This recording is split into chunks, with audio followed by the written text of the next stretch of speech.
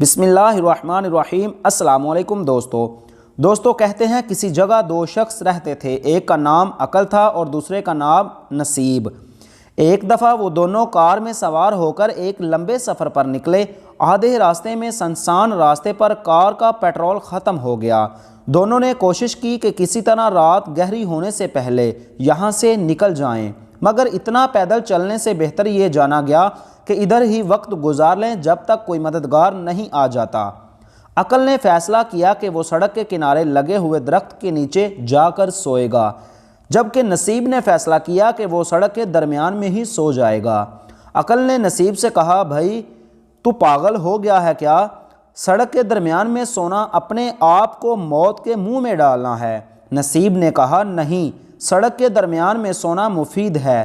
کسی کی مجھ پر نظر پڑ گئی تو جگا کر یہاں سونے کا سبب پوچھے گا اور ہماری مدد کرے گا۔ اور اس طرح عقل درخت کے نیچے جا کر اور نصیب سڑک کے درمیان میں ہی پڑ کر سو گیا۔ گھنٹے بھر کے بعد ایک بڑے تیز رفتار ٹرک کا ادھر سے گزر ہوا۔ جب ٹرک ڈرائیور کی نظر پڑی کہ کوئی سڑک کے بیچوں بیچ پڑا سو رہا ہے تو اس نے روکنے کی بہت کوشش کی۔ ٹرک نصیب کو بچاتے بچاتے مڑ کر درخت میں جا ٹکرایا۔ درخت کے نیچے سویا ہوا بیچارہ عقل کچل کر مر گیا اور نصیب بالکل محفوظ رہا۔ تو دوستو، شاید حقیقی زندگی میں کچھ ایسا ہی ہوتا ہے۔ نصیب لوگوں کو کہاں سے کہاں پہنچا دیتا ہے، حالانکہ ان کے کام عقل سے نہیں ہو رہے ہوتے۔ یہی ان کی تقدیر ہوتی ہے۔ بعض اوقات سفر سے تاخیر کسی اچھائی کا سبب بن جایا کرتی ہے۔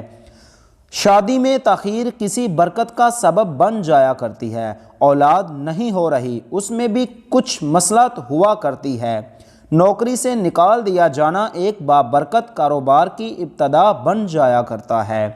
ہو سکتا ہے کہ ایک چیز تمہیں ناگوار ہو اور وہی تمہارے لیے بہتر اور ہو سکتا ہے کہ ایک چیز تمہیں پسند ہو اور وہی تمہارے لیے بری ہو۔ تو دوستو، یہ اللہ ہی جانتا ہے، تم نہیں جانتے۔